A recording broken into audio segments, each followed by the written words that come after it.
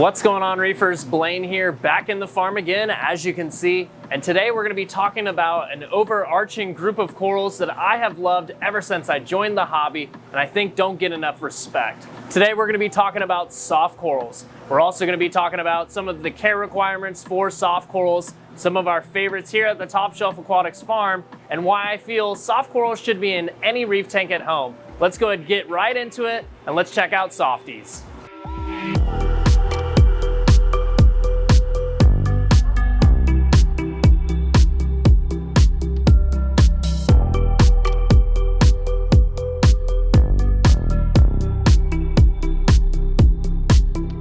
In soft corals, there are a ton of species that we can talk about all day long, but today we're going to mention just a few that we think that at Top Shelf Aquatics are some of our favorites and that we actively aquaculture here as well. In the hobby, there are three major groups of corals that we mainly talk about. There's soft corals, the one group we're going to be talking about today. There's LPS corals, which are your large polyp stony corals, and there's SPS corals, your small polyp stony corals.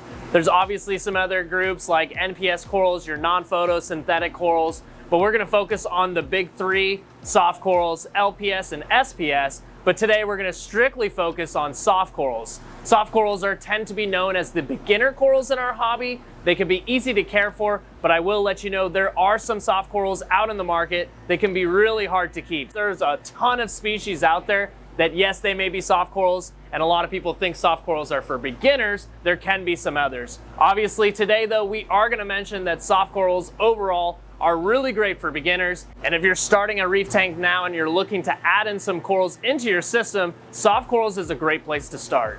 When it comes to the group of soft corals and how they got their name, most of the species that are in this group are going to be lacking a skeletal structure. So they're not going to have a calcium-based skeleton, and they're going to be a lot more fleshy. So obviously they're going to be considered soft corals due to that fact. These are also some corals that provide a lot of really good flow to a tank. If you're looking to add some motion to the ocean, you could add maybe a sarcophyton like a toadstool, maybe some gorgonians. There's a lot of different corals in the soft coral group that can really add some nice flow to your tank at home.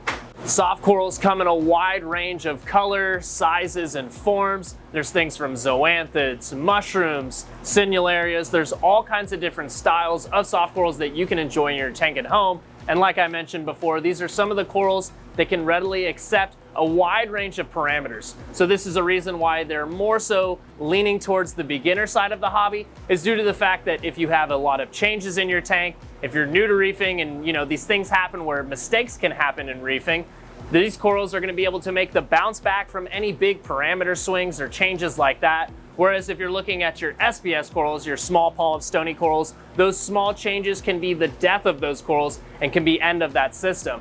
Whereas if it's a soft coral system and you have a lot of different changes, if there's fluctuations, these corals tend to do well with it, and they can also deal with a wide range of how far you spread out your maintenance. If you end up having a system that runs a little bit higher nutrients, that's actually probably a good thing for most of your soft corals, and they'll end up enjoying it as well. They'll soak it up and really be able to grow out and look nice and fleshy.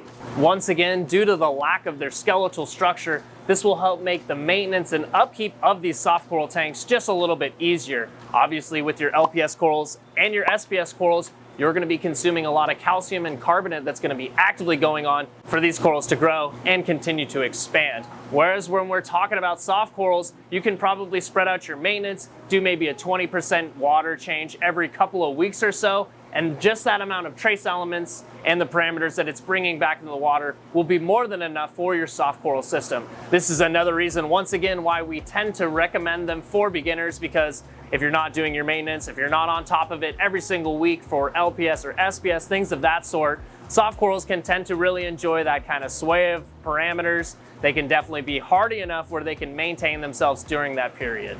I'm not telling you to skip out on your testing, but I'm telling you that this is a good thing to have in the back of your mind, to know that these corals can maintain and withstand these parameter swings better than most corals.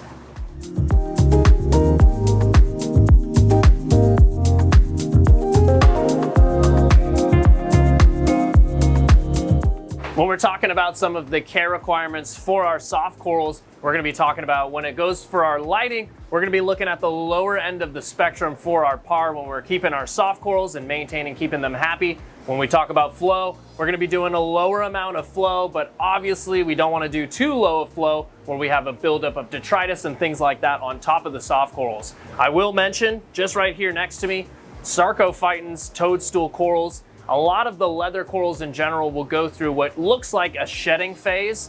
They'll basically show none of their polyps, they'll kind of cover themselves up, and they'll go through this shedding process where they're actually growing. It's a process that sometimes a lot of beginners in the reef keeping hobby will notice it, they'll freak out, they think their coral's dying, but in reality this coral's just shedding and growing out. I've seen it where some toadstools end up shedding over the course of a month or so, a couple of weeks. This is something that takes some time, so don't freak out if you're seeing this. Just put a little turkey baster on it every once in a while, try to get some flow going and try to wick off that mucus layer. This is an example though of a coral that's going to enjoy a little bit more flow in the soft coral group. So some of these leathers will really enjoy a little bit higher flow, so anywhere from that lower to medium flow level. As for the parameters, when we're talking about these soft corals, like we mentioned earlier, a huge range of parameters tend to be okay for these corals. We are going to focus a little bit more on nutrients though. They're going to tend to like a little bit higher nitrate levels. Make sure you do a nice heavy amount of feeding. Make sure you have a nice amount of fish. Make sure that your nutrient levels in general are in check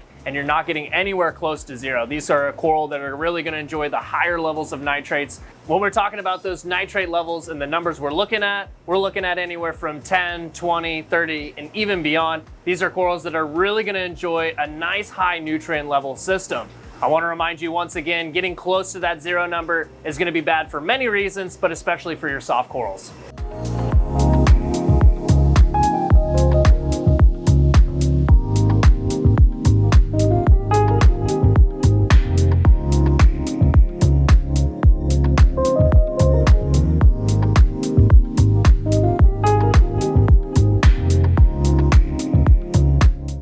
It's our favorite part now in all of these coral spotlight videos. Let's make our round around the farm. Let's check out some of our favorite TSA pieces and showcase them here.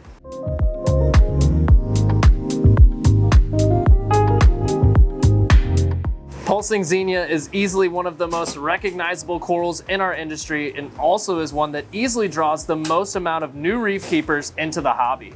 The mesmerizing pulsing of the coral really is something special to see and witness in a tank full of this coral.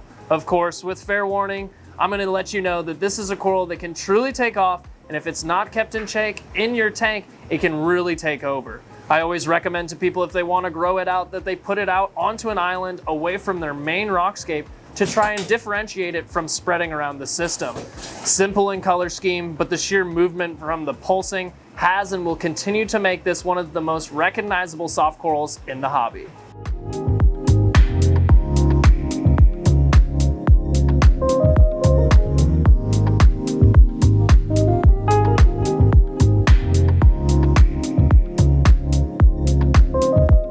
TSA firework clove polyps are next on our list, and rightfully so. When you see these grown out into larger colonies, they are really amazing to see and put you under a trance. The colors on these are as magnificent as well, representing a firework. The bright orange working into that green, brilliant color is nice to see on this coral. If you're looking for a nice coral to add some movement and have the ability to really take off and do well in a system, the TSA firework clove polyps are a nice choice.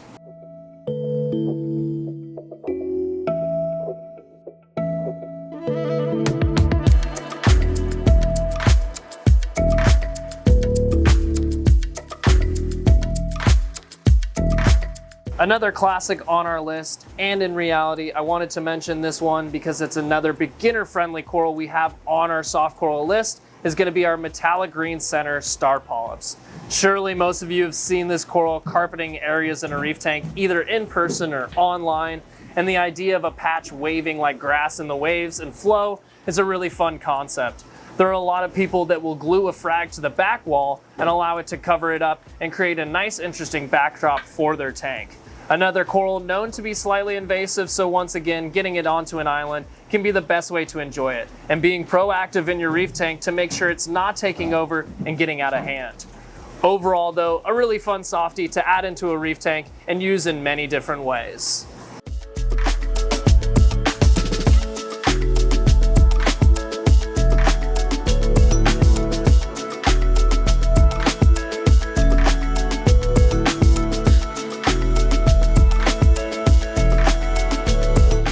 last coral we're gonna mention, and really it's a bigger group of corals, is gonna be zoanthids. If you haven't seen it already, we did a top 10 video already on our channel from our favorite zoas here at Top Shelf Aquatics. I will make mention though, one of our favorites that we did leave off that list is gonna be our TSA Helter Skelter. The nice bigger polyp sizes with the amazing color combos is a nice addition to any reef tank or zoa garden. But once again, zoanthids are an amazing choice for anyone looking to add some soft corals to their tank.